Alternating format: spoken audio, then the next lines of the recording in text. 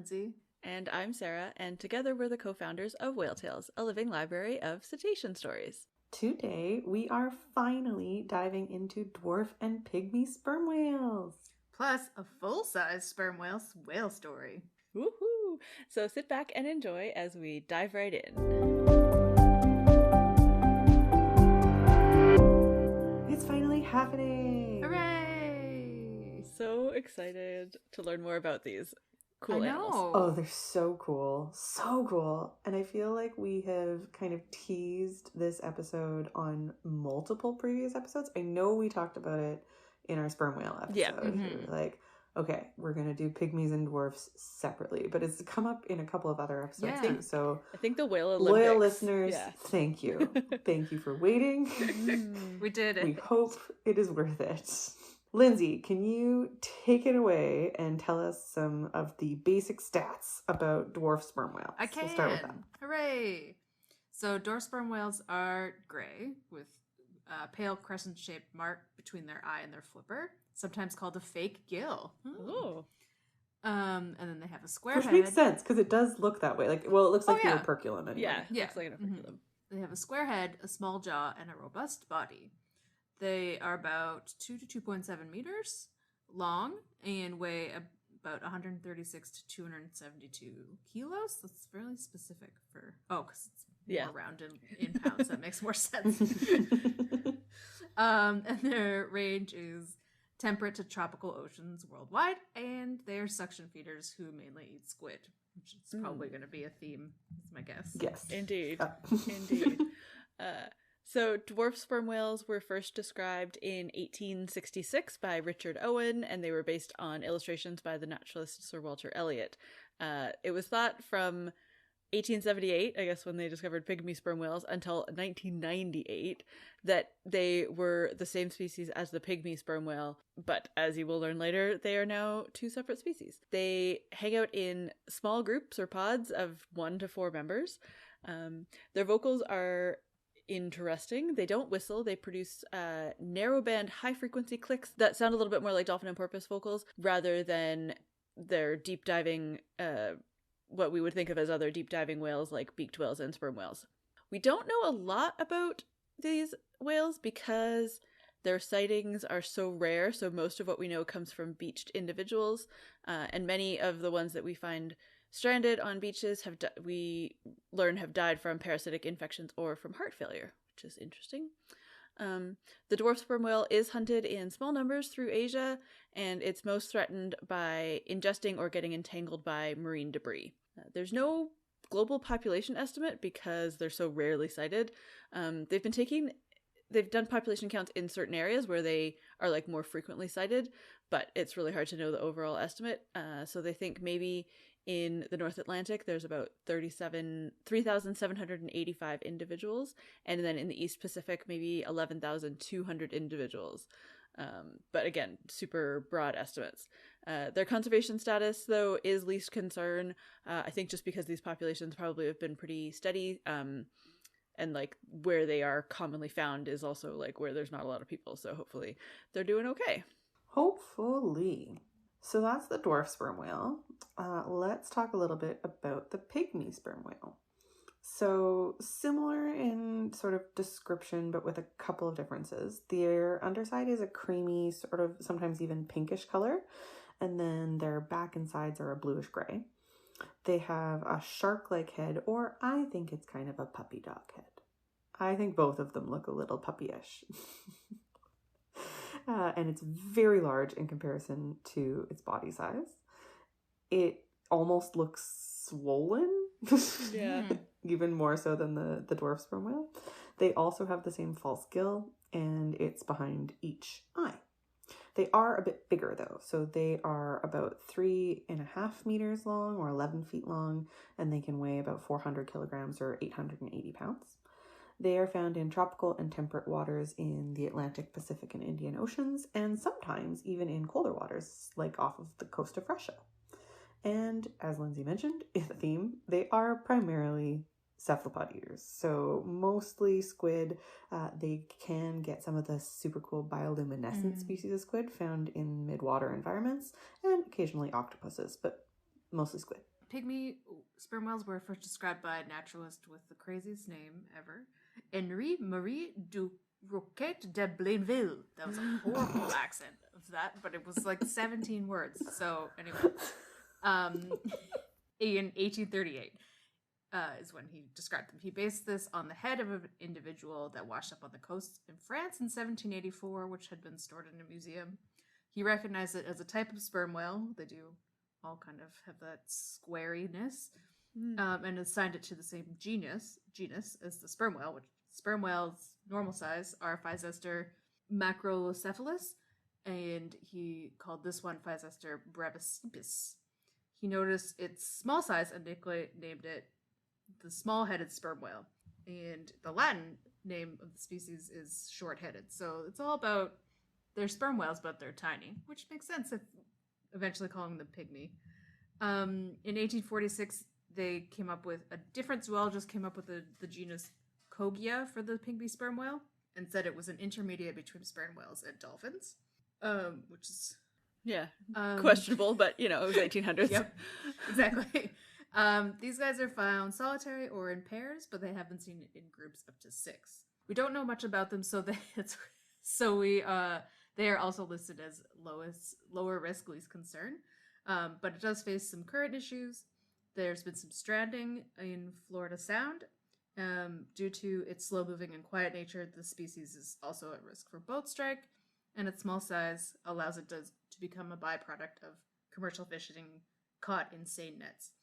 Anthropogenic noise is also an issue for them, and because it echolocates similar to other toothed whales, and they have been found with plastic in their stomachs when they are been found stranded, washed up on beaches. Like I said at the beginning, it was thought until the late 90s that they were the same species, but since then they've been put into two species in the same genus, and they are mainly distinguished by pygmies being bigger than dwarfs, and dwarfs prefer warmer waters than the pygmy sperm whale, and also their dorsal fin, it's near the middle of their back on the dwarf sperm whale, and then closer to the tail in pygmy sperm whales. Also, I think Nicole mentioned the coloration is slightly different. Like the underbelly of the pygmy sperm whale is like more creamy pinkish, whereas in the dwarf sperm whale it's just like a pale gray, I think. Yeah, so those are the two differences. So they're pretty similar other than their size and some like subtle morphology differences, but then I think that they don't overlap in terms of like range, so that's why they get to be they overlap in range, but they don't like mix together, so that's why they get to be in two different species. A couple of just overall notes about the pygmy and dwarf sperm whales. They are both preyed upon by killer whales and large sharks like the great white, and as characteristic of the full-size, quote-unquote, sperm whale, they do have 2 nostrils, and the left nostril, this is all in their blowhole, we should specify, so they have 2 holes as part of their blowhole, which is interesting because in toothed whales, if you look at like the group of toothed whales, porpoises and dolphins visibly only have 1 hole. There is 2 cavities inside, but visibly it looks like they only have 1 hole in their blowhole, and then other baleen whales have 2 holes as part of their blowhole visibly, but sperm whales kind of bridge that gap. A little off topic, but anyways. Still cool. But very cool. And characteristically of all sperm whales, the full-size dwarf and pygmy, the left nostril in that blowhole is significantly larger than the right. Also characteristic of sperm whales, why they're all called sperm whales, they do have spermaceti in the spermaceti organ in their skull, which is thought to significantly aid in echolocation, even though echolocation is already really awesome for any animal that can do it. What would your life be like if one of your nostrils was really much bigger than the other one? Don't know. I mean, you probably wouldn't know any different, so exactly the same. I guess so. Yeah.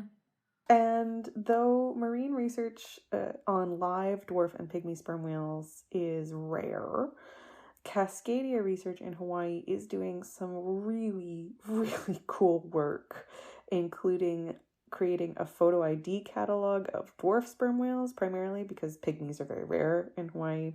And they've even done some genetic work on dwarf sperm whales. Ugh, the work that they do there all the time is just amazing. Yeah. One of the things that's really, really cool about the research Cascadia is doing is they've been able to ID over 200 individual dwarf sperm whales just using dorsal fin ID, which is so cool. Mm-hmm. And that ID catalog has also shown really high evidence of site fidelity among individuals who've been sighted repeatedly over 15 years. That's so cool. Great. So cool. So we'll put the link in our show notes if you want to learn more about what Cascadia Research is doing with dwarf and pygmy sperm whales specifically. And then we highly invite you to just search the rest of their site to see all of the research they're doing, because they are awesome. They're awesome. And when they go out on their trips, they do photojournal blogs on their website with just like photos of like everything they see, including like mola molas and crazy sharks and all sorts of things, like tuna sometimes, which is crazy because tuna are just so much bigger than you remember that they are. Yep. Very large. And all those other Hawaiian fish. And yeah, it's just incredible, everything they're doing. And then false killer whales and all the rarest cetaceans that you'll ever hear about. So great. That or in the northern hemisphere, at least. Okay, I'll stop gushing about Cascadia for a while, and before we continue with the rest of the episode, we're going to take a little moment to tell you about how you can support our podcast and everything we do here at Whale Tales. One of the best ways you can support us is becoming a patron on patreon.com/whaletales. For $1 a month, you can join us at the porpoise level. For $5 a month, you can join us at the dolphin level. And for $10 a month, you can join us at the whale level. And each level comes with a variety of perks, including discounts on our merch, thank you postcards signed by the three of us, access to extended interviews or stories with our guests, and of course, you can also produce your own fun flipper fact segment of the pod. We just want to take a second to thank our patrons. They are amazing, and their support means so much to us. Thank you. Thank you so much. If you aren't able to support us financially, there are still lots of things you can do to help us out and spread the word about what we're doing. You can leave us a rating or a review on your podcast platform like Apple Podcasts or Spotify. This will help other people find us. And you can also tell your cetacean or science or podcast loving friends all about Whale Tales and the podcast so that they can listen too. You can also follow us on social media. Plus, you can send us your feedback so that we can keep making the podcast even better. Hooray! Yay! Hooray! Do you know what time it is? I do. Whoop whoop. It's time for Fun Flipper Fact. Fun Flipper Fact. Fun Flipper Fact. Yeah, yeah, yeah, yeah. I'm doing lots of jazz hands. Amazing. I assumed. You can't sing like that and not do jazz. No, hands. it's required. Against the law. Correct. Da, da, da, da. Da, da, da, da, da. There we go. Okay. Today's Fun Flipper Fact is a short one, but a weird one. Never have I ever heard of this before researching for today's episode. And it is about dwarf and pygmy sperm whales. Unique to these two species in all the cetacean world, they both have a sac that hangs internally, an internal organ sac, which hangs off of the small intestine near their anus that is filled with a dense red-brown fluid, sort of similar in look and consistency to chocolate syrup. That's a whole weird thing to wrap your brain around, but just go with it. And here's the crazy part. When stressed, the fluid is released to distract whatever potential stressor is there, similar to how a squid or an octopus releases a cloud of ink as a distraction. That's so weird. So strange and so gross, but very cool.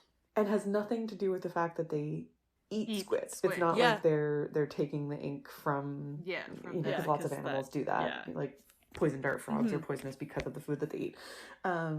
It has nothing to do with that, but it's so weird. Strange. It is weird that it's not in full size. Like, Yeah, why well, I guess just there's the 2 out of 3. Like, maybe because they're so big that it's not really that I helpful. guess, yeah, maybe, and not energy Yeah. Also, I'm really glad that not that I normally do, but I'm glad I don't have chocolate syrup in my house right now. It's really upsetting. Yeah. Sure. It'll probably be upsetting anyway the next time I interact with it. Probably true. But that's going to be like a new favorite fun flipper fact of mine for a long time. Yeah, it's up there. Especially if you explain it to somebody like without the chocolate syrup comparison and just that like they like basically ink out of their bum, which, you know. Yeah. Very cool. Now, I'm going to try and bring my focus back because it's time to hear about a full-size sperm whale. This story comes from Maria at Azores Experience Whale Watching. We've got a ton of amazing stories from her and Azores Whale Watching over on our website. You should go check them out. They see sperm whales and blue whales and fin whales and sei whales and falsies and all sorts of dolphins and turtles, and I'm sad every time they send me a story because I want to go there right now. Anyway, here is her story. Hi, my name is Maria, and I would like to share with you the first time I saw a sperm whale. Little did I know by then that I would end up working 6 months every year with these giants. The first time I saw this species was in 2012. 3 years before that, little Maria had found a project called Project Ninam. Ninam after the names of the captive dolphins from Barcelona's zoo. And Ninam was founded by the trainer of the orca Ulysses, while the orca was in Barcelona, and one of the dolphin trainers of the same facility. Let me tell you that now there is a short documentary about the story of this orca. It's called Ulysses. These two great souls decided to quit their jobs, tired of the abuse towards the animals witnessed in the zoo, and they start a project with the aim to spread awareness and contribute to the research of the cetacean population of the Catalan shore in the northwest Mediterranean Sea. When I was 14, I first joined them. They were weekend expeditions on a catamaran boat, patrolling the area, trying to find dolphins, fin whales, sperm whales, marine birds, or any big fish, such as sunfish or tuna. So here we were, on a hot day of 2012's summer, patrolling a marine canyon off the northern coast of Catalonia. Sperm whales find a lot of food in that marine canyon, so it's well known that the whales forage there. However, we had been sailing around that area for several hours without any luck. I think I really learned to be patient during those expeditions. Suddenly, we spotted the iconic lefty blow of a sperm whale, and we approached him slowly. Albert, the captain, knew well how the behavior of a foraging lone sperm whale was, so mixing his knowledge and a bit of luck, we managed to spot the whale a few times, predicting when and where he was going to surface next. I was super proud of myself as I was assisting Albert with the tracking of the whale. I would record the diving time, the coordinates, and the heading, and Albert would estimate the area where we should wait for the whale to surface. Of course, his knowledge of the marine seabed and how the marine canyon is projected helped too. I felt like a little researcher, or at least that what I was doing was important. The whale would surface, I would go to the bridge, write down the time, coordinates, and heading. Then I would go back to the deck to enjoy the sighting. And once the whale dived, I go back to the bridge and write down again the time, coordinates, and heading. Then we had to endure more than 50 minutes of waiting, with the uncertainty of not knowing if we were in the correct position to see the whale again, or if the whale had turned back or changed direction for any reason. Now I know that sperm whales usually follow the same direction that they dive to and swim between 1 and 1.5 miles from their diving point. Of course, this doesn't mean that they can't also change their direction under the water sometimes. But by then, I didn't know anything about these whales, only that they dived for a very long period of time and a few more characteristics that the team of Ninam had explained to us. But I was thrilled. It was the first time that I saw a whale lifting the tail while diving, and that big bull was the second whale that I have seen in my life. The first one was a fin whale, and they don't lift the tail when they dive. Seeing that waterfall from the whale's tail was breathtaking, and being able to follow it for a while added a lot of value to the encounter, since with the fin whale we couldn't spend much time with it. Looking back to these first encounters with whales helped me to remind myself why I love my job, as they are a throwback to those rookie whale lover feelings. I remember that by that time I didn't have a proper camera, just a digital compact one, meaning that I couldn't take any decent pictures of the encounter. However, I remember that there was a girl with a great reflex camera that eventually shared the pictures with me. When the encounter finished, I was so tired, I fell asleep immediately on the deck after we lost the whale. Maybe it's a funny coincidence, maybe it's fate, but for the past 4 years I've been working in the Azores. And yes, sperm whales are the resident whale here, so I get to see lots of them. I ended up learning quite a bit about them, which makes me appreciate even more that first encounter in 2012. Because now I understand better what we saw in the Mediterranean back then. I'm also fascinated by how we could spot the very same whale 3 or 4 times without having an hydrophone to follow it more accurately while it was diving. And to finish this story, I would like to thank Project Ninam because they were like a lighthouse for the 14-year-old Maria, eager to find a connection with wild cetaceans. And to be honest, I don't think I would be where I am today without them.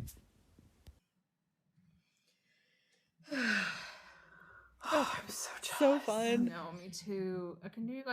I know blue whales are at the top of most of our lists, but sperm whales are just like, I can't even imagine. They're just so big, but sometimes they're just like on the surface, like, hey, what's up? So cool.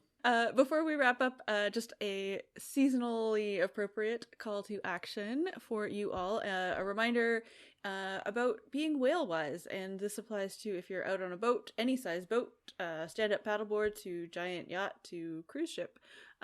Whales really need their space, and it's really important that when we are in their environment, aka the ocean, that we give them that space and let them do their natural behaviors and observe from a distance. The distance for boats varies by species and by jurisdiction, but if you get in touch with like local conservation groups or your like local port authority, they would have all the information about those rules. But I think those are like the minimum, not the maximum distance, right? So I think just remembering to just really give them their space and be respectful of their natural behaviors, and even trying to observe whales from shore or from more passive adventures is always a good thing to keep in mind too.